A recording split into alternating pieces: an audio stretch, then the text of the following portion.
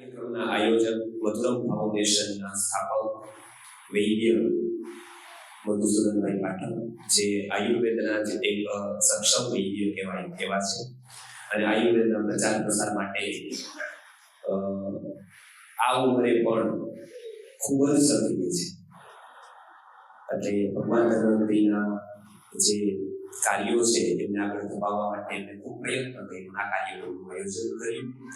Number 2 ઉપર ગાયત્રી ચેતના પીઠના જ અધ્યક્ષ અને પરમ ગુરુ આવી ગુરુદેવની ચેતનાને પ્રાપ્ત અને આજના યુગ વ્યાસ કહી શકાય એવા શ્રીરામ શર્મા આચાર્યજીના પ્રેરણાથી ચાલતા ગર્ભ સંસ્કાર કેન્દ્રો અને અનેક કાર્યો આજે મોરબી લેવલે થયા છે. તો એમાં એમનું પ્રદાન છે અને ખાસ ગાયત્રી ચેતના કેન્દ્રએ પણ ખૂબ સારો પ્રચાર પ્રસાર કરી અને અનેક કાર્યોમાં આયુર્વેદના પ્રચાર પ્રસારમાં સાથ સહકાર આપ્યો છે. બીજા ભારત વિકાસ પરિષદના પણ ઘણા બધા અધિકારીઓ જવાબદાર વ્યક્તિઓ આવેલા છે.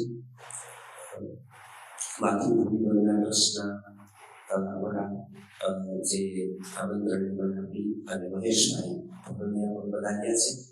બીજા બધા ઘણા બધા પ્રાકૃતિક કૃષિમાં કામ કરતા પ્રાણજીવનભાઈ કાલરિયા, બીજા પણ લોકો જે નવા ઘણા બધા લોકો તો સીધો પરિચિત પણ નથી એવા પણ લોકો ઘણા બધા રહ્યા છે. ડોક્ટર જેસભાઈ પણ હતા. તો આજે આપણે થોડીક વાત એવી કરવી છે કે ભારતના વર્ષો જૂનો એક કન્સેપ્ટ આયુર્વેદનું સામાજિકરણ હતું કે સમાજ શિક્ષણ હતું અને યુનિવર્સિટીમાં સેન્ટ્રલાઇઝ નહોતું. એટલે જે વેદ નથી એને પણ અમુક વસ્તુઓ ખબર હતી અને ડિસેન્ટ્રલાઇઝ હતું એટલે એ ટકેલું. કોઈ પણ આજે આયુર્વેદમાં કોઈ એક યુનિવર્સિટીમાં એટેક કરે ને યુનિવર્સિટી નાશ પામે, પણ જો એ જ્ઞાન ડિસેન્ટ્રલાઇઝ હોય, ઘર ઉપર જાણતા હોય તો એ અર્થથી અનાદિ થઈ ગયું. એટલે આયુર્વેદનું ચરમ સંહિતાનું સૂત્ર છે આયુર્વેદો અમૃતાલમ. અમૃત વાતો છે, ન મરવા વાળી વાતો છે. એમાં આયુર્વેદ શબ્દથી અનિત્ય હોય, અર્થથી નિત્ય છે. એટલે કે એમાં સંહિતાઓ હોય જશે તો એમાં જે અર્થો કહેલા છે, શું જરૂર ન જરૂર, કોની સાથે શું ન ખાવું, એ બધા અર્થથી સમાજમાં રહેશે જ, કેમ કે ઘર સુધી પહોંચી ગયા છે. પણ આપણે થોડાક સમયથી અમારા વૈદ્યો થોડાક સક્રિય ન રહ્યા અને એ ખાલી ને ખાલી પ્રેક્ટિસમાં જ રહ્યા. એટલે જે આયુર્વેદનો બીજો સિદ્ધાંત હતો આતુરસ્ય રોગ શમનમ, ઈ તો ચરિતાર્થ થોડે ઘણે અંશે થયું, પણ પેલો હતો સ્વસ્થસ્ય સ્વાસ્થ્ય રક્ષણ. એ મહત્વનો હતો, એ નથી શક્યો. એટલે સંસ્થાએ ખૂબ જવાબદારી સંભાળી પૂજ્ય ગુરુજી કે સ્વસ્થસ્ય સ્વાસ્થ્ય રક્ષણ જો થાય, સ્વસ્થ વ્યક્તિને એવું ધ્યાન રહે કે આ શરીરને હું સ્વસ્થ કરી ગયા, તો એ ઘણી બધી હોસ્પિટલો બનાવવા કરતા એક પુણ્યનું કામ છે. આપણે રોગોથી જ બચીએ એ જ આપણી સાર્થકતા છે. કેમ કે આટલા મોટા ભારત દેશમાં 12 લાખ જ રજિસ્ટર્ડ ડોક્ટરો છે.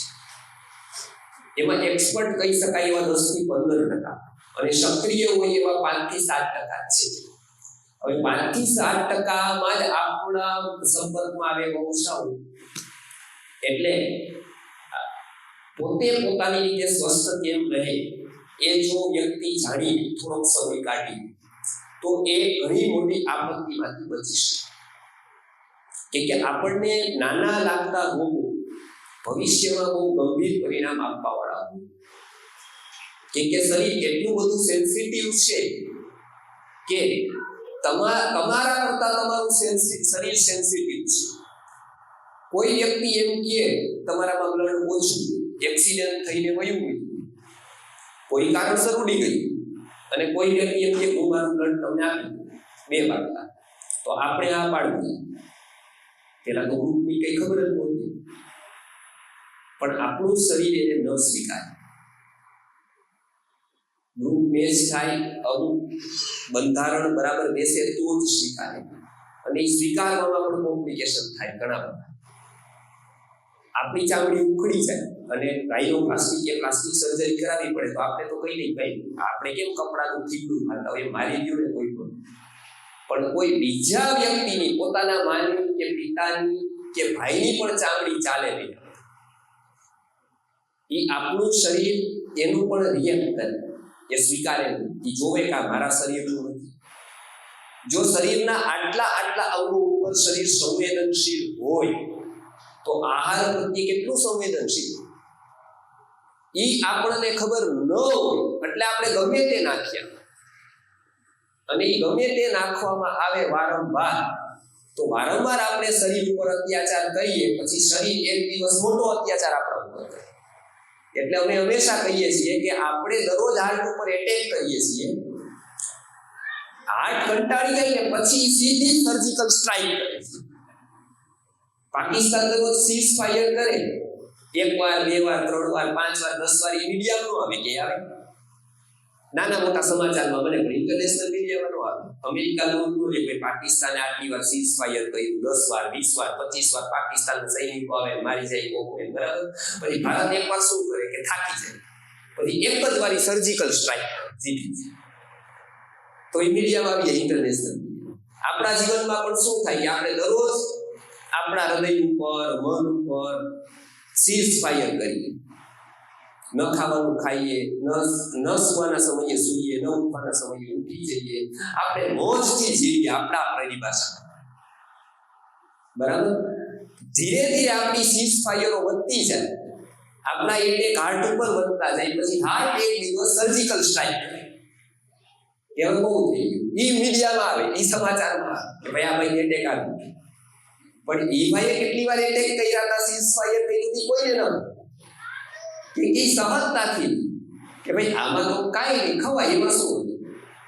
ત્યારે આપણે હવે અત્યારે એક જ વાત ધ્યાનમાં રાખીએ કે જેટલું આપણી ગાડીનું ધ્યાન રાખીએ છીએ એટલું માત્ર આપણી ગાડી હોય તમારી પાસે, કોઈ ડીઝલ કે પેટ્રોલ, એ તમે જેટલું ધ્યાન ગાડીનું રાખો છો એટલું ધ્યાન ખાલી તમારી 2 લાખની ગાડી 2-5 કરોડ 2-5 અબજના શરીર કરતા તો સસ્તી જ છે.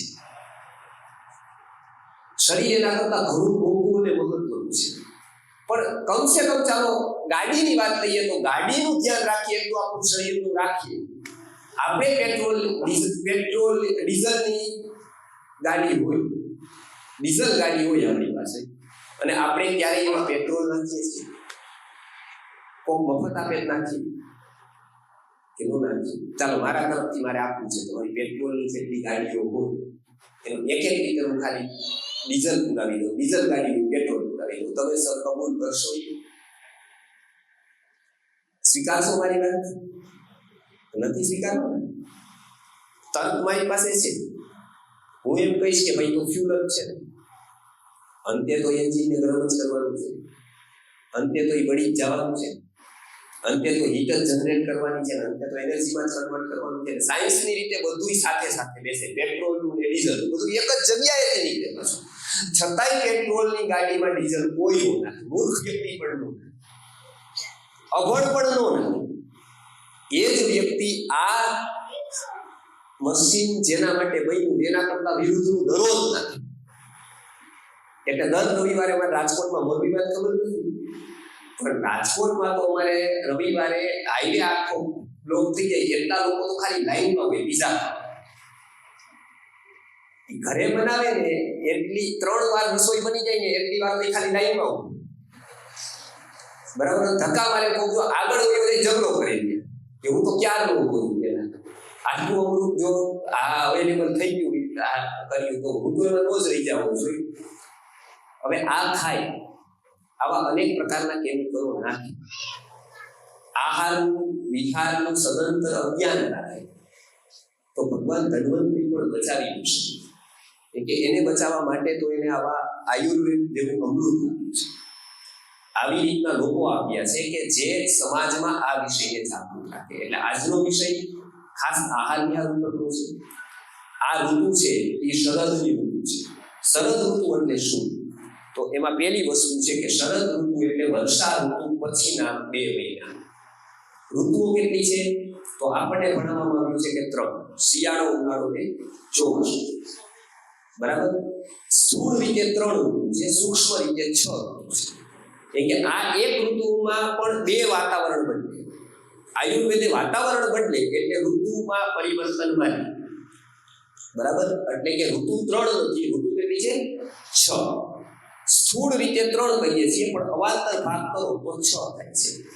એમાં વર્ષા ઋતુ એટલે કે પ્રથમ 2 માસ જે વરસાદ વરસી જાય, પછી જે વરસાદ પૂરો થાય એટલે ઉઘાડ નીકળે, સૂર્યના તીવ્ર કિરણો આ પૃથ્વી ઉપર આવે, બરાબર છે? ત્યારે શરીરમાં શું થાય એનો આયુર્વેદ વિચાર કરે છે.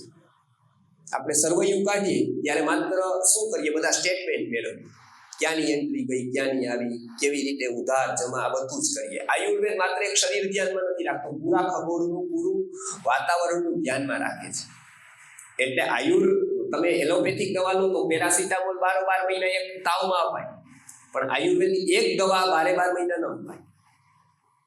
ક્યારેક કોક, ક્યારેક કંઈક, ક્યારેક સુદર્શન ગણવટી લેવાય, ક્યારેક મહાલક્ષ્મી વિલાસ રસ લેવાય, ક્યારેક ગિલોયથી જ કામ પતી જાય.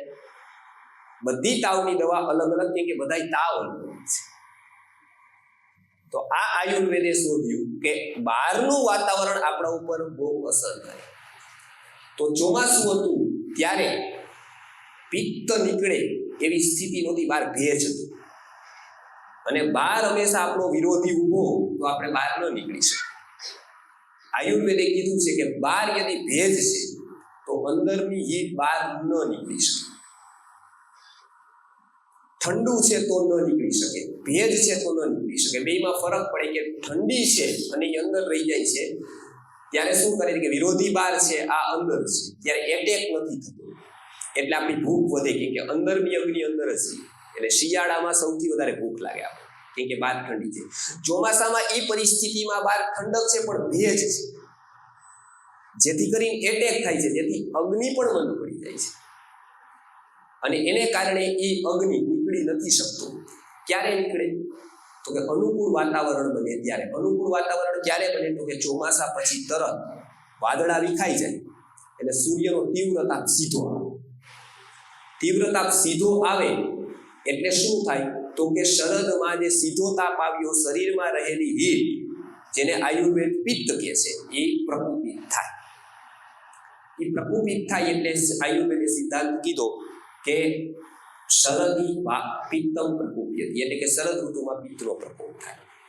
સાધક પિત્તનું સ્થાન આ છે, એટલે માથાના દુખાવા, ચક્કર આવવા એવા રોગો થઈ શકે. આલોચક પિત્તનું સ્થાન આંખ છે, એટલે કન્જક્ટિવાઇટિસ જેવા આંખો આવવાની બીમારી થઈ શકે. રંજક પિત્તનું સ્થાન એટલે કે હિમોગ્લોબિનનું સ્થાન, રક્ત વગેરે ધાતુઓ છે, એટલે એ રક્તના રોગો થઈ શકે. પાચક પિત્તનું સ્થાન અહીંયા છે, એટલે પાચનમાં ગડબડી થઈ શકે, અને એને કારણે તાવ વગેરે આવી શકે. અને પ્રાજક પિત્તનું સ્થાન ચામડીની અંદર હોવાથી સ્કિનના રોગો થઈ શકે. આ બધા જ રોગોની અત્યારે સૌથી વધારે શક્યતા છે. એટલે અનેક પ્રકારના રોગો આ ઋતુ થાય. વાતાવરણ અચાનક બદલી છે. જેમ કે પહેલા એકદમ ભેજવાળું હતું, પણ અત્યારે એકદમ ગરમી શરૂ થાય. અને અત્યારની ગરમી એ પ્રાકૃતિક ગરમી નથી, એટલે અત્યારની જે ગરમી વિકૃતિ ઉત્પન્ન કરી ઉનાળાની ગરમી ન કરે, એટલે ઇંગ્લિશમાં એને ઓક્ટોબર હીટ કહેવાય છે. ઇંગ્લિશમાં સૌથી ખરાબ ગરમીનો એક કન્સેપ્ટ આવે એને ઓક્ટોબર હીટ કહેવાય. એ એમ નથી કહેતા કે ભાઈ મે કે જૂન હીટ, પણ ઓક્ટોબર હીટ એટલે આપણી શરદ ઋતુ. એટલે શરદ ઋતુમાં સૌથી પહેલા પિત્તનો પ્રકોપ થાય, અનેક પ્રકારના રોગો થઈ શકે. ને હવે જો એ ઋતુમાં રોગ મટાડવામાં ન આવે, ચાણક્ય એવી વાત કરેલી છે કે દુશ્મન, રોગ કે સમસ્યા આને ક્યારેય નાની ન સમજે. આયુર્વેદે કીધું અણુર્હિ પ્રથમમ ભૂત્વા રોગ પશ્ચાત પ્રવર્તતે સજાત મૂલો ઉષ્ણાતિ બલમ આયુષ્ચ રોગિણ તસ્માત પ્રાગેવ રોગેભ્યો રોગેશુ તરુણેશુ. કે બુદ્ધિમાન વ્યક્તિએ શું કરવું કે તસ્માત પ્રાગેવ રોગેભ્યો, રોગ નાનો હોય ત્યાં જ એનો ઉપચાર કરી દે, નકર એ વધી શકે. જો તમે નાના રોગોના ઉપચાર સમયે ન કરો તો એ રોગ ખૂબ તીવ્રતાથી બને અને ધાતુઓને દૂષિત કરે. ધાતુઓ દૂષિત થયા પછી પૂરું શરીર ભોગાયતનમાંથી રોગાયતન થાય, જેની શક્યતા યોગાયતન થવાની હતી એ રોગાક્રાંત થઈ જાય. એટલે રોગાક્રાંત શરીરને આયુર્વેદે કીધું કે એકવાર રોગ થાય પછી એમાં પણ એવી રીતે ઘણી બધી ઉપચારો કરતા ન મટે તો ગંભીર રોગો ધારણ કરે, કેન્સર જેવા, જે અત્યારે ભારતમાં 20% લોકો સુધી કેન્સર પહોંચી ગયું છે. સેલ જે ડેમેજ થાય છે, વિકૃત થાય છે, એનું વિજ્ઞાન આખું આયુર્વેદે આપ્યું છે. એ પહેલેથી જ આપણે ડેમેજ થતા સેલને રોકવા હોય, વિકૃત થતા સેલને રોકવા હોય તો આયુર્વેદે સૌ પ્રથમ જો ધ્યાન આપવાનું કહ્યું તો આપણું પહેલું આહારથી બને છે સૌથી વધારે સેલ. તો પહેલું ધ્યાન આપણું આહાર ઉપર હોવું જોઈએ. તો અત્યારે આ ઋતુમાં તો ખાસ હોવું જોઈએ કે અત્યારે તો સૌથી વધારે ખતરો છે. તો શરદમાં પિત્તનો પ્રકોપ થાય એટલે અનેક પ્રકારના રોગો થાય. એટલે આયુર્વેદે સૂત્ર આપ્યું કે રોગાણામ શારદી માતા. રોગોની માતા કોણ છે? કે શારદી, એટલે કે શરદ. એ પસાર કરવી કઠિન છે. એટલે આશીર્વાદ રૂપે વેદમાં એવું કહેવામાં આવ્યું કે જીવેમ શરદ શતમ, મોદામ શરદ શતમ, પ્રબ્રવામ શરદ શતમ. આ અમે 100 વર્ષ જેવી એવી ભગવાન પાસે પ્રાર્થના પરમાત્મા પાસે નથી કરી, પણ કેવી પ્રાર્થના કરી છે કે 100 શરદ જીવ. એ કે શરદ ઋતુ જીવવા માટે કઠિન છે. એ સ્પીડ બ્રેકર જેવી રીતે હોય એવી રીતનું એ બ્રેકર છે, એ હેલ્થ બ્રેકર છે. તો એટલા માટે આ શરદ ઋતુનું મહત્વ સૌથી પહેલા આપવામાં આવ્યું કે એનું વાતાવરણ સમજો, વાતાવરણથી શરીર ઉપર શું ફેરફાર થાય છે એને સમજો, અને એ ફેરફારને જાણી અને આપણે આહાર વિહારમાં ફેરફાર કરવો. અને આ ઋતુમાં ખાસ સાવધાની રાખો. વાયરલ થશે તો 3 ટાઈમ મલ્ટીપ્લિકેશન કરીને એટલો રોગ આ ફેલાશે. અત્યારે તાવ આવે મટાડવો મુશ્કેલ બને, અત્યારે તાવમાં પરેજી ખાસ જરૂરી છે. તો આ પહેલી વસ્તુ થઈ ગઈ કે આહાર વિહારમાં. હવે આપણે જોઈએ કે ભાઈ કેવા આહાર વિહારથી બચવું જોઈએ. આમ આપણે તો ખબર ન હોય, આપણે ચોમાસામાં કરતા હોય, ઉનાળામાં કરતા હોય, શિયાળામાં કરતા હોય, એ જ આપણે દર ઋતુમાં ચાલુ કરતા હોય. કેમ? તો કે આપણને એવું કોઈએ સાયન્સ ન સમજાવ્યું કે કાળ ફરે, ઋતુ ફરે, એટલે આપણી જીવનચર્યા ફરી જવી જોઈએ અને ખાસ આપણો આહાર બદલી જવો જોઈએ. કેમ કે બહાર આપણે જે શિક્ષણ આપવામાં આવ્યું અત્યારે સ્કૂલમાં, એમાં એવું સમજાવવામાં આવ્યું કે an apple a day and keep doctor અવે. ખબર છે ને, ઇંગ્લિશમાં આપણે પાઠ આવતો કે ભાઈ an apple a day and keep doctor અવે, કે એક એપલ તમે દરરોજ ખાઓ અને ડોક્ટરને દૂર રાખો. પણ પાછું એ સ્પષ્ટતા જ ક્યાંય નથી કે એ એપલ સવારે ખાવું, બપોરે ખાવું, સાંજે ખાવું, બાળકે ખાવું, યુવાને ખાવું, વૃદ્ધે ખાવું, કોને ખાવું, ક્યારે ખાવું, કાંઈ નહીં. An apple a day. બરાબર? તાવમાં ખવાય કે ન ખવાય, આપણે ટીબી હોય તો ખવાય, કેન્સર હોય તો ખવાય, સ્વસ્થે ખવાય, કાંઈ. આયુર્વેદ હંમેશા ડિસ્ક્રિપ્શનમાં માને. એક વાક્યમાં એનું પૂરું ન થાય, અંદર કન્ડિશન એપ્લાય. આપણે કંઈક પણ વસ્તુ લઈને ત્યારે પાછી આપવા માટે આપણે જઈએ તો કંપનીવાળા કે આ વાંચ્યું હતું, આમાં પછી નીચે વાંચું, કન્ડિશન એપ્લાય. ઓપન બોક્સ કરી દીધું તો ન લઈએ, આવું હોય તો ન લઈએ, આવું હોય તો ન લઈએ, 3 દી વયા જાય તો ન લઈએ, આ બધી હોય ને. એમ આયુર્વેદ કોઈ પણ આહારને વાત કરે છે ને ત્યારે એક વાત કહે છે કે કન્ડિશન એપ્લાય. આયુર્વેદ કહે છે કે અત્યારની ઋતુમાં મૂળો વિષ સમાન છે. એટલે કે કોઈ તમને 1 લાખ રૂપિયા જેવી પણ ઓફર કરે કે તું મૂળો ખાઈ લે, તો 1 લાખ રૂપિયા કોઈ આપે તો અત્યારની ઋતુ મૂળો, કેમ કે એ મોંઘો સોદો થાય. મૂળો અતિ પિત્તને પ્રકુપિત કરે. હવે એ જ મૂળા વિશે આયુર્વેદ કહે છે કે માગસર મહિનામાં 1 લાખ રૂપિયાનો મૂળો હોય તો ખરીદી ખવાય, સસ્તો. ત્યારે ત્રિદોષનું શમન કર્યું. મૂળો એક જ છે. જો એવું એક વાક્ય નથી કીધું કે એને એપલ અ ડે 12 મહિના. મૂળો અત્યારે જે રોગ કરે એ માગસર મહિનામાં પરમ આરોગ્યદાયી બની છે. આ ઋતુમાં વિષ સમાન છે, ત્યારે અમૃત સમાન બની જાય. એટલે આ પહેલી વાત કીધી કે મૂળા જેવા તીખા પિત્તવર્ધક આહારોનો ત્યાગ કરો.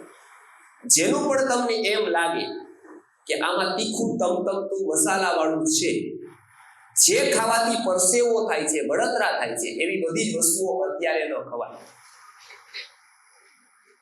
એક મૂળો કીધો, બીજી વસ્તુ જાણી લેવાની કે આવી કઈ, બરાબર, આવા બધા જ આવી જાય, ડુંગળી આવી જાય, લસણ આવી જાય, જેમાં તીખો રસ પ્રધાનતાથી એવો છે કે જે આપણી શરીરમાં હીટિંગ કરે છે, એવી બધી જ વસ્તુ આવે. સર્વદા ત્યાજ્ય નથી માનતું આયુર્વેદ આવી વસ્તુ, એ સર્વદા નથી ખાવું એવું નથી કહેતું, પણ અત્યારે ન ખવાય. પછી તો કે અત્યારે ઝાકળ હશે, ઓસ, સૌથી વધારે ખરાબ ઝાકળ હોય એ અત્યારનું છે. તમે જોજો અધ્યાત્મમાં બહુ જગ્યાએ ઝાકળના ઉદાહરણ આવે કે ઝાકળના પાણી જેવી જિંદગી, કબીર ભજનમાં બધી જગ્યાએ જૈસે ઓસ રામ હોતી, બરાબર, ઝટકા પવન સા લગ જાય કાયા મિટ્ટી હો જાસી, એ ઝાકળની વાત કરે.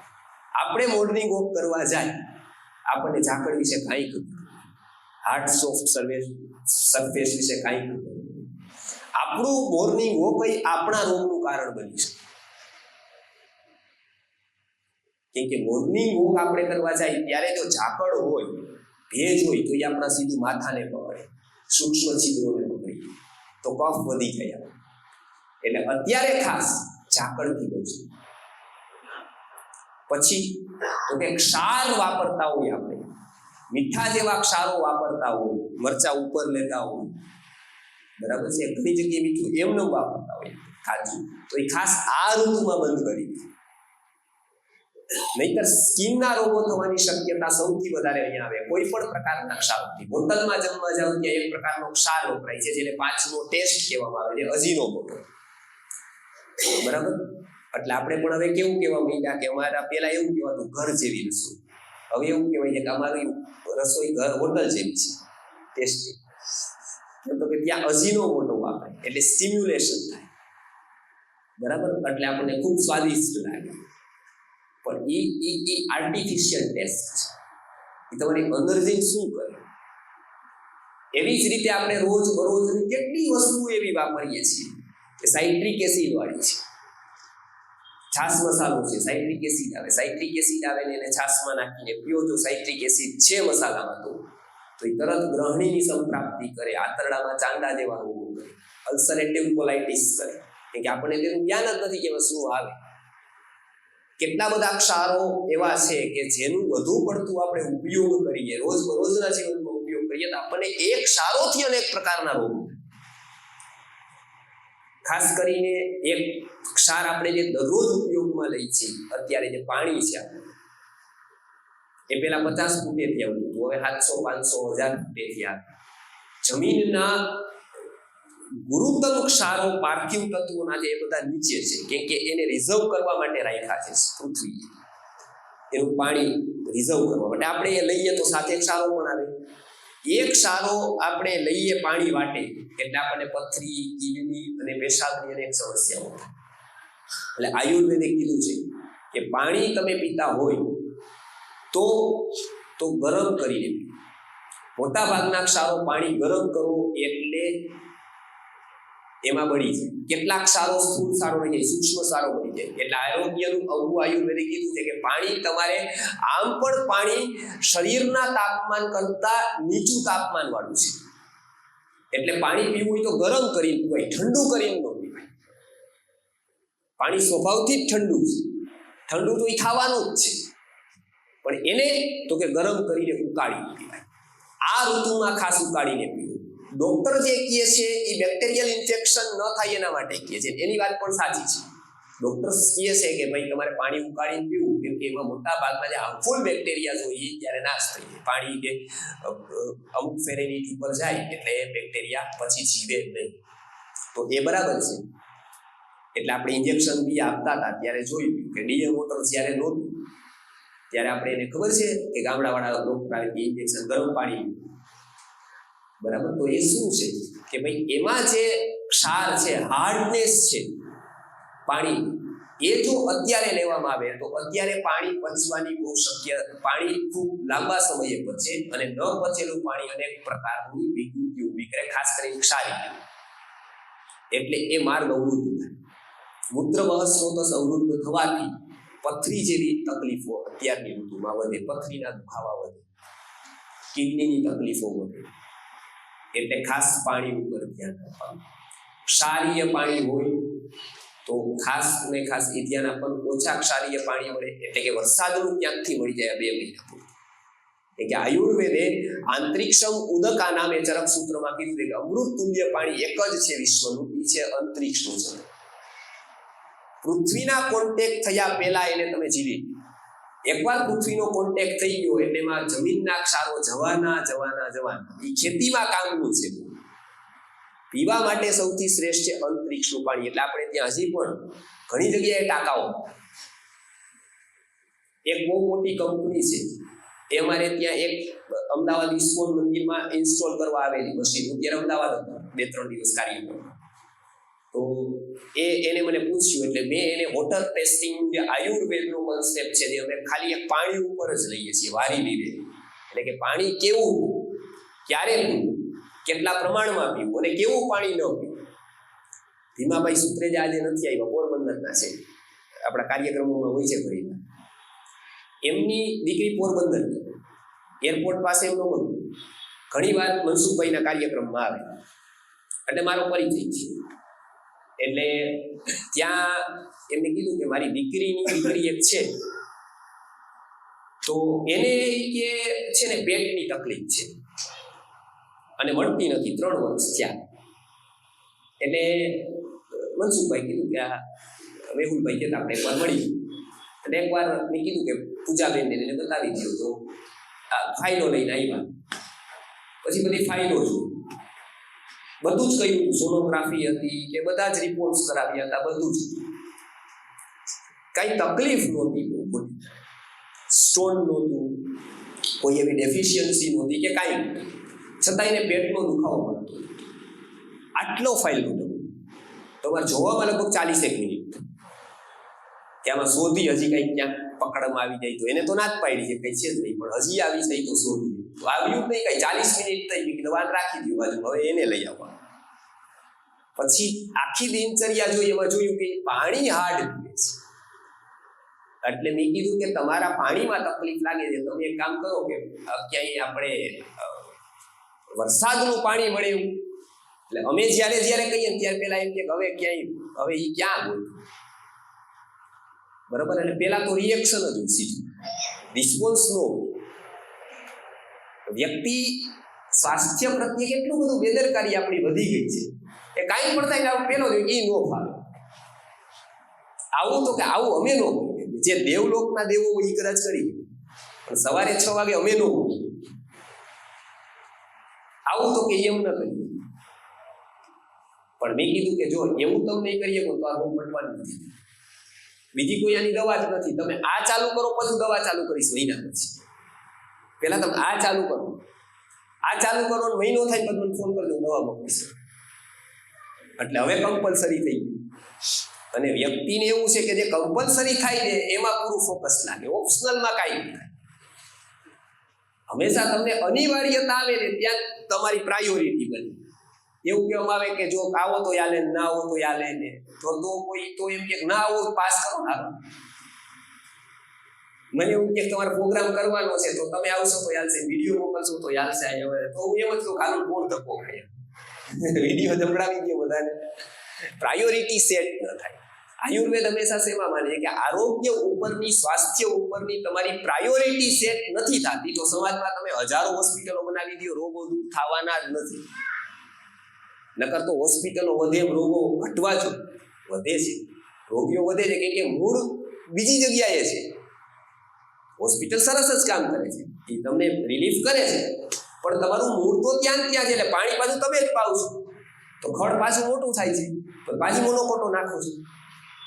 મોનોકોટો નાખ્યો ને પાણી સાફ થઈ ગયો ને પાછી નળી મારો છો, નાળી મારી પાછળ ઘાસ ઊભું થાય છે, બરાબર. વળી પાછા જાવ છો કે ઘાસ પાછું થયું, તો કે હવે એક એવો ડોઝ થઈ ગયો પાછું ઘાસ ન થાય, તો વળી પાછી દવા દઈએ, વળી પાછું તમે પાણી પાવા ચાલુ કરો, પાછી ઘાસ થાય. મૂળ ક્યાં છે? રોજના આહાર વિહારમાં. એ નહીં બદલે ત્યાં સુધી કોઈ પણ દવા સારામાં સારી કેન્સરની આવશે, એ સરસ અસર કરશે, પણ કેન્સર નહીં મળે. કે કેન્સર તો થવાના કારણો આપણે દરરોજ એટલું બધું ઉપયોગ કરીએ છીએ કે આપણા સેલ ડેમેજ થવાના છે. એટલે ખાસ પ્રાયોરિટી સેટ કરો. સ્વાસ્થ્ય પ્રત્યેની પ્રાયોરિટી છે.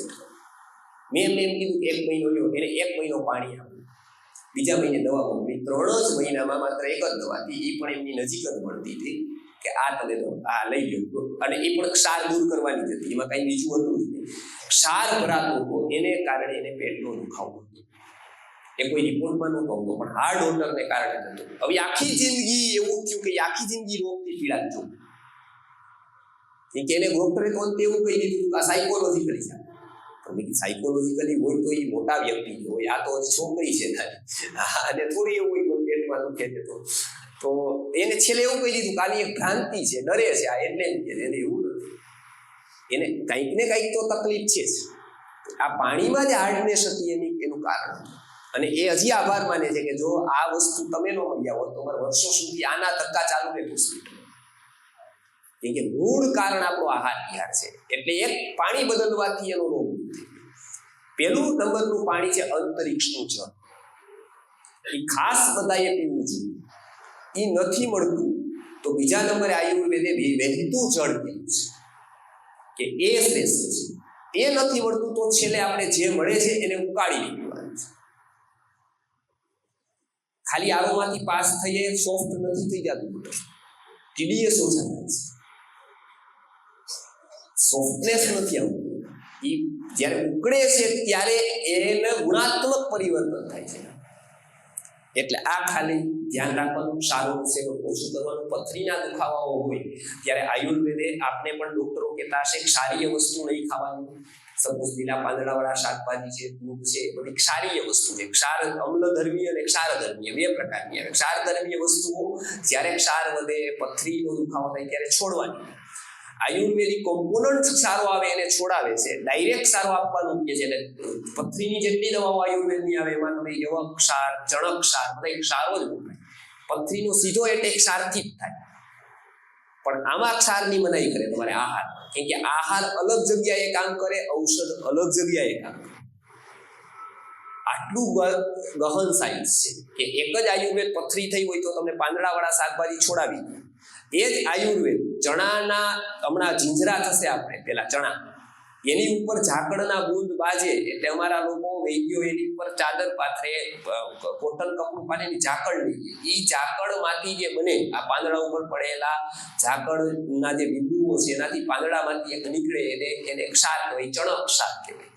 એ ક્ષાર ક્યાં વપરાય તો કે પથરીની દવા કરે, એ પથરી તરત કાઢી. કેટલા લોકો એને પડીકી મોકલતા હશે, કંઈક પણ હોય આ 2-3 ક્ષારોમાંથી એક છે. તો એ આવા દુખાવા વધે. આ ક્ષાર ન ખાવા, અત્યારે મીઠું છે કે એવા કોઈ પણ ક્ષારો. ત્રીજી વસ્તુ, રાત્રે મોડું સૂવું, દિવસે ઊંઘવું અને ભરપેટ જમવું, આ બધું છોડી દે. રાત્રે અત્યારની ઋતુમાં કારણ વગર ન સૂવું, મોડું સમયે સુઈ જવું. હવે શરદ ઋતુના અંતિમ પડાવમાં આવશે ત્યારે ચાંદની વધારે તીવ્ર છે, ત્યારે ખાસ રાત્રિ જાગરણ કરવું. જેમ કે નવરાત્રિનો સમય છે, એમાં પહેલો પ્રહર જાગવું, એટલે કે 9 થી 12. આમ જોઈએ તો બીજો પ્રહર સંધ્યાકાળ પછી, ત્યાં સુધી જાગવું. એ પછી રાત્રે 3 વાગે શું એવું જાગરણ છે ત્યાં સમજવાનું 12 વાગ્યા, બરાબર. શરદ પૂર્ણિમામાં સૌથી વધારે જાગરણ છે, એ બીજા પ્રહર સુધી 3 વાગ્યા સુધી, કેમ કે ત્યાં સુધીની તીવ્ર ચાંદની હોય, અથવા 6 વાગ્યા સુધી, એક જ દિવસ. દરરોજ 2 વાગે શું એવું, એટલે દિવસે સૂવાની ના છે અત્યારે, કારણ કે શરીર જડ થઈ જશે અત્યારે, એટલે ખાસ આવું ન કરવું. પછી તો કે વ્યાયામ અને અતિશ્રમ ન કરવો. આ ઋતુમાં મહેનતનું કામ તમે ખેતરમાં કરતા હોય તો સવારે અને સાંજે કરવું, બપોરે ન કરવું. કેમ કે હીટ અત્યારે ખરાબ હોય અને એ લાગે તો અત્યારે તાવ આવવાની સૌથી વધારે સંભાવના. એટલે કંઈ પણ કામ તમારે બહારનું કરવું છે ત્યારે સૂર્યના કિરણો સીધા માથા ઉપર ના આવવા જોઈએ. એટલે માથે ઓઢી લેવું, કંઈક ને કંઈક માથે ઓઢીને જવું. કે અહીંયા જે તાપ પડે છે એની સીધી અસર આપણા માથા ઉપર પડે, મસ્તિષ્ક ઉપર, અંદર રહેલું પિત્ત પ્રકોપિત થાય તો તાવ આવવાની સંભાવના વધી છે. 2 વ્હીલર પર જતા હોય તો લાંબે સુધી ન જવું. 2 વ્હીલર કામ પેલા થયું ગયું જવું. તીવ્ર તાપ પડે, તીવ્ર તાપનો સમય છે 11:30 પછીથી લઈ અને 3, 3:30 અત્યાર સુધી, 4 વાગ્યા સુધી, પછીથી ઢળતો સૂર્ય થાય. એટલે પછી વાંધો ના આવે, પણ સીધા કિરણો પડે તો તાવ આવવાની ખૂબ સંભાવના થઈ જાય. તાવ આવે તો વાયરલ અને ડેન્ગ્યુ થવાની સંભાવના રહે. એટલે અહીંયા આ ખાસ ધ્યાન રાખવું. જિમ્નેશિયમ કરતા હોય તો એને ધ્યાન રાખવું કે એ કસરત એ ફિટનેસ માટે છે, હેલ્થ માટે નથી. એ ફંડા આખો છે એ ફિટનેસનો છે, અને ફિટનેસ અલગ અલગ છે. સ્પોર્ટ્સમેનની અલગ છે, ક્રિકેટરની અલગ છે. એમાં પણ પાછી એક્સરસાઇઝ કરવા વાળાની ને ફિટનેસ, અહીંની જે મસલ્સની ફિટનેસ લાવવા વાળાની પાછી અલગ એક્સરસાઇઝ છે. એ બધી ફિટનેસ અલગ અલગ હોય, સ્વાસ્થ્ય એક જ હોય. આપણે જે જિમ્નેશિયમમાં કસરત કરીએ છીએ સ્વાસ્થ્ય નથી વધારતી, એ ફિટનેસ આપણી ડેવલપ કરી શકે. જેમ કે કોઈને અહીંયા માઉસ વધારવું હોય તો એ વધારી શકે, પણ એ વધારીને એ માનસિક શ્રમ કરતો હોય તો એ ઓક્સિજન ઘટે તો એ ઇનેરોબિક એક્સરસાઇઝ થઈ જાય. બૌદ્ધિક કામ કરે છે ડોક્ટરો, એન્જિનિયરો, સંસ્થાગત જે કામ કરે છે આપણા લોકો બધા, જેને સંસ્થામાં મગજમારી આખો દિવસ કરવાની હોય લોકો આવે, બરાબર કે ભાઈ 2 લોકો આવ્યા, 4 સેવા લેવા આવ્યા, 4 સેવા આપવા આવ્યા. ડોક્ટર હોય તો પેશન્ટ આરે મગજમારી કરવાની હોય, એન્જિનિયર હોય તો એની એવું મગજમારીનું કામ. આ બધું મસ્તિષ્કની આરેનું કામ છે. જે લોકો માનસિક કામ કરે છે, આપણા બહુધા સમાજ 70% સમાજ અત્યારે આવું માનસિક શ્રમ વાળો છે, ફેક્ટરી વાળા છે, બીજા બધા છે. હવે એ લોકો જો ઇનેરોબિક એક્સરસાઇઝ કરે, એટલે ઓક્સિજન ઘટે એવી એક્સરસાઇઝ કરે તો એને માનસિક રોગો ખૂબ થાય. જિમ્નેશિયમમાં જાઓ, એવી એક્સરસાઇઝ કરો એટલે શ્વાસ ફૂલાય. આપણી શરીરને ઓક્સિજનની વધારે જરૂર પડે. મન એ બ્રેઇનથી લે, બ્રેઇનમાં જતો રોકી દે પોતે લઈ લે, બ્રેઇનમાં જતો રોકી દે પોતે લઈ લે. એટલે તમે મારે કંઈક આપવા આવતા હોય, મારો માણસ થઈ ગયો થાય, મારા સુધી કંઈ પહોંચે નહીં. પાણી મને આવ્યું, ઓલા કોકે લઈ લીધું અને મારા સુધી ન પહોંચાડ્યું તો શું થાય? બોલતો બંધ થઈ જાય છે. એ બ્રેઇનને ઓછો પહોંચે એટલે શું થાય? તમારા સ્વભાવ ઉપર પહેલી ઇફેક્ટ થાય. આપણે બ્રેઇનનું કામ કરતા હોય, આપણો સ્વભાવ ક્રોધી થઈ જાય, આપણે ક્રોધ કરવાનો. પછી શું થાય તો કે આપણા હોર્મોનલ ઇમ્બેલેન્સ થાય, થાઇરોક્સિનનું ઇમ્બેલેન્સ થાય, એટલે થાઇરોઇડ તરત આવી જાય. એક ગિફ્ટ આપે કુદરત, અથવા ચેતવણી કે હવે સંભાળો, એમાં સંભાળો નહીં તો તરત બીજા હોર્મોનલ ઇમ્બેલેન્સ થાય, એટલે અનેક પ્રકારના રોગો થાય. અને આપણે પછી એવું માનવા માંડીએ, અમારી પાસે ઘણા આવે કે આવું કંઈ તમે કંઈ અપત્ય કહ્યું કે ના બધું અમે બરાબર જ કરીએ, તો આ કેમ રોગ થયું? તો કે આ પૂર્વજન્મનું કંઈ કહી છે. આપણને ખબર હોય કે આ જન્મનું જ છે, આહાર વિહારમાં ધ્યાન નથી. તો આ વસ્તુ છે કે તમે એક્સરસાઇઝ કરો એ એરોબિક હોવી જોઈએ, એટલે હળવું હળવું ચાલવું, કુદરતી વાતાવરણમાં ફરવું, આવી એક્સરસાઇઝ હોય. શરીરને તણાવ કરે એવી એક્સરસાઇઝ ન હોવી જોઈએ, જે લોકો બ્રેઇનનું કામ કરે એના માટે.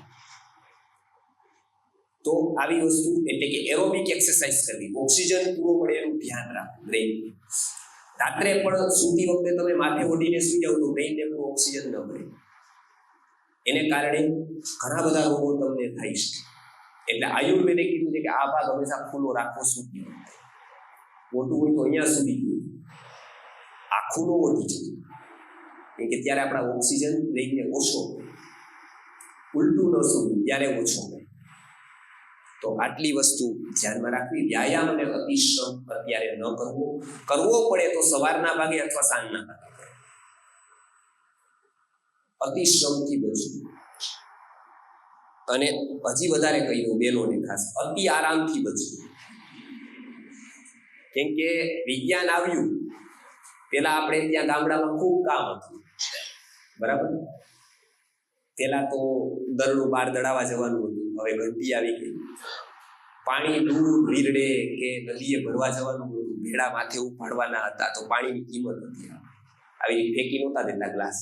હવે તો સીધી એક આટલો મોટો ગ્લાસ આવે, થોડુંક સીધું ફેંકી. ખબર નથી ને પાણીની કિંમત કેટલી છે. વીરડે પાણી બેડું ઉપાડીને આવે, વાપરવાનું જુદું રાખવાનું, પીવાનું જુદું રાખવાનું, બરાબર. નળ અત્યારના જેવું નહોતું કે નળ ચાલુ કરે સીધી ધાર થાય. ત્યારે અતિ બગાડ આપણે કરીએ.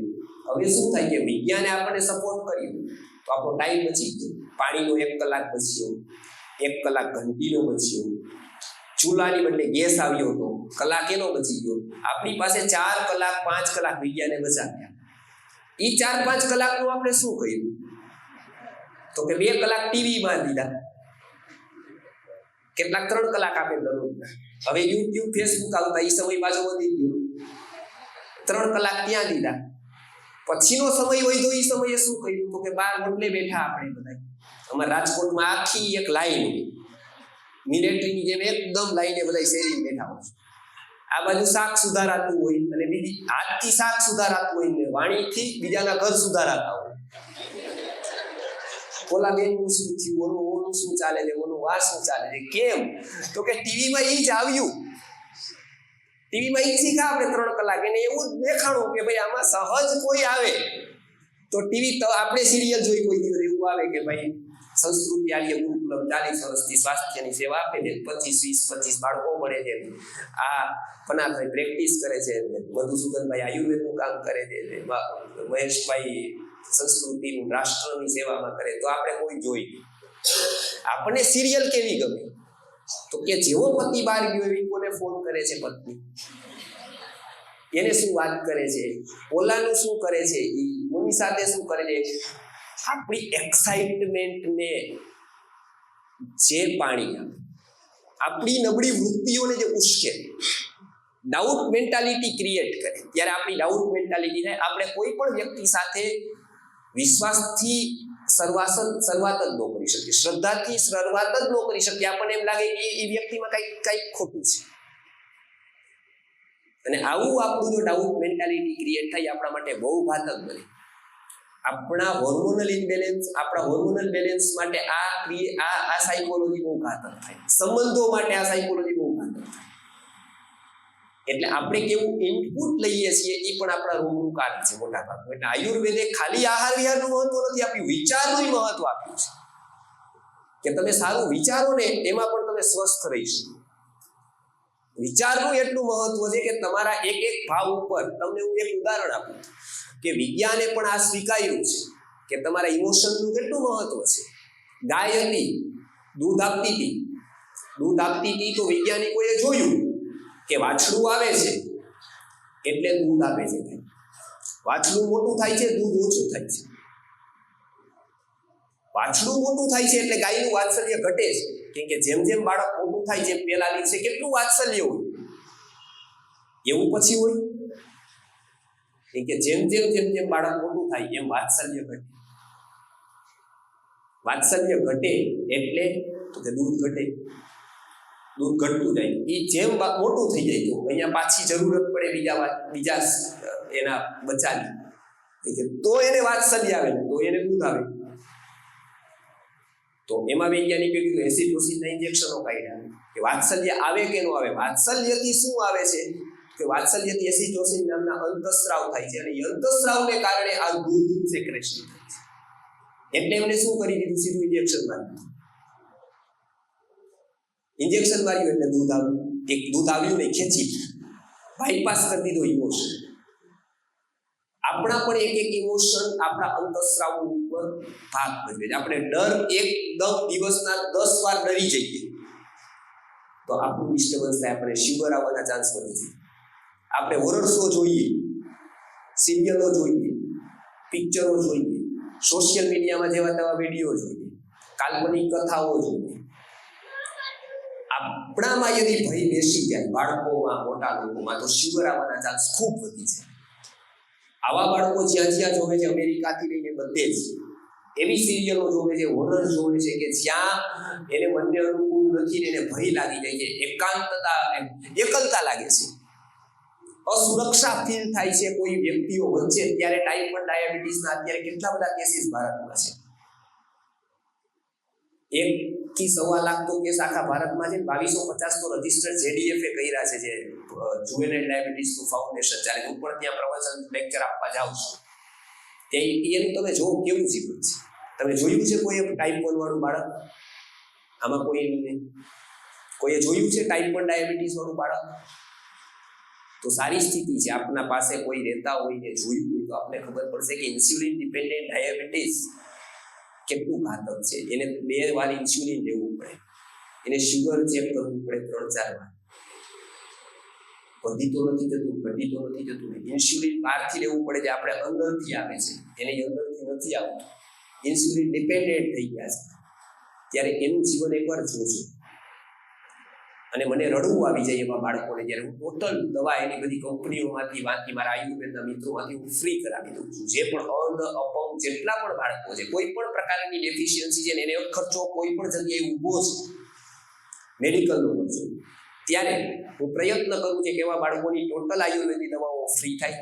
2-3 સંસ્થાઓ, 2-5 મોટી કંપનીઓ આ બનાવે છે, તો એમનામાં હું મંગાવી અને હું એને આપી દઉં, અથવા એ કંપનીને રિક્વેસ્ટ કરું મારા ઈમેલ કરીને કે તમે આવા બાળકોને, એની મારી વાત ખબર છે કે મેં ઘણી બધી ફોર્મ્યુલેશન મારી આયુર્વેદિક કંપનીઓને હું આપતો હોઉં, સારી હર્બ્સની સારી દવાઓ એમનેમ જ ફ્રી ઓફ. તો એ મને એટલી મદદ કરે જેનાથી હું આવા બાળકોની સેવા કરી શકું. કે એમાં તો હવે બીજું કાંઈ નહીં કરી શકું. પણ આવા બાળકો થાય છે કે એનું જ્યારે મેં ઊંડાણથી તપાસ કરી ત્યારે ગર્ભાધાન વખતે કેટલી બધી ભૂલો થાય છે અશ્વિનભાઈ કીધી. કે આપણને જીકેના નામે, જનરલ નોલેજના નામે શું ભણાવ્યું સ્કૂલમાં? તો કે એવરેસ્ટ કેટલો ઊંચો કોણ ચડ્યું, વર્લ્ડ કપ કેટલા રમાણા કોણ જીત્યું, ફૂટબોલનું ચેમ્પિયન કોણ બન્યું, ક્રિકેટ કેટલા દેશો રમ્યું, નાઇલ નદી કેટલી ઊંડી કોણ કરી. હવે આવું નોલેજ આપણે લઈ નહીં તો આપણે ક્યારેય નાઇલ નદી નહાવા નથી જવાના, આપણે મનસુબાઈ નથી જતા, આપણને કાંઈ કામ નથી. પણ મેન્સિસ દરમિયાન શું ન કરવું જોઈએ, જો એટલું બેનો શીખી દઈએ ને તો અત્યારે સિસ્ટ, ફાઇબ્રોઇડ્સ અને ગર્ભાશયના રોગો થાય છે અને ઇન્ફર્ટિલિટીની સમસ્યા વધે છે, એમાં ખૂબ મોટો ફેરફાર થાય. કે મેન્સિસ દરમિયાન શું ન કરવું એનો એક કન્સેપ્ટ છે આખો, રજસ્વલા પરિષદ. એ નથી પાલન કરતા કે આપણને જ્ઞાન જ નથી. અને એ જ્ઞાન ન હોવાથી આપણું શરીર ઉપર આપણે અત્યાચાર, આપણને ખબર જ નથી કે એ કેવી ભાષામાં સંકેત આપે છે શરીર, એ શું માગે છે અને આપણે શું આપીએ છીએ. આ તકલીફ થતી હતી એટલે ટાઈપ 1 વાળા બાળકો જીવનભર પથારીવશ થતા હતા. એના માતા પિતા કોઈ પણ પ્રકારની અપંગતા છે, સક્ષમ સંસ્થા કામ કરે છે 21 પ્રકારની અપંગતા ઉપર, પણ કોઈ પણ પ્રકારની એક અપંગતા છે એના માતા પિતા શાંતિથી જીવી તો નથી જ શકતા, પણ આગળ વધીને કહું તો શાંતિથી મરી પણ નથી શકતા. કે અંતે એને એકની ચિંતા હોય છે, એને આ જગત આખું ખબર છે, એને એના ભાઈ ખબર છે, એને એની ભાભી ખબર છે કે એ આવા બાળકને રાખવાની નથી, 99% નથી જ રાખવા. એ અમારી પાસે આવે છે, અમને એની જવાબદારી લેવાનું વચન માગે છે, અને અમે જ્યારે એને જઈને કહીએ છીએ કે કાંઈ વાંધો નહીં, અમે એમનું ધ્યાન, ત્યારે જ એને શાંતિ થાય. અમારું કમિટ, કે બીજાનું કમિટમેન્ટ મને વિશ્વાસ જ નથી. ત્યારે આવા કેટલા બધા બાળકોના માતા પિતાઓ મરણ પથારીએ હોય, બાળક 25 વર્ષનું થયું હોય, 30 વર્ષનું થયું હોય, ફોન કરીને સંસ્થામાંથી બોલાવે, સાહેબ આ એક તમે જોતા હોય તો આ મારા પૈસા છે, અને તમે ધ્યાન રાખજો, દવાદાર અમે એમને કહીએ કે આ તમે જ્યાં કરતા હોય ત્યાં કરો. આ તો અમારી નૈતિક જવાબદારી રહી ગઈ. આવા બાળકો જ્યાં સુધી છે ત્યાં સુધી ભગવાન ધન્વંતરી અમને જવાબદારી આપી, અમે જેટલા દોષના ભાગી છીએ કે અમે અમારા ધંધામાં પડી ગયા, અમે અમારા કામમાં પડી ગયા, અમે સમાજનું ધ્યાન જ ન રહી. એ મધુસૂદનભાઈ જેવા મુરબ્બીઓ પોતાનું કર્તવ્ય સમજી, વેદ તરીકેનું કર્તવ્ય સમજી અને એવું કહે છે કે ભાઈ હાલો મારે બીજી લાઈનમાંથી ઘણું બધું છે, સારું છે, ભગવાન ધન્વંતરીની કૃપા છે, તો હું શું કરી શકું. આયુર્વેદની બધી જ સંસ્થાઓ સમજે કે સમાજમાં આવા બાળકોનું કોઈ સહારો નથી.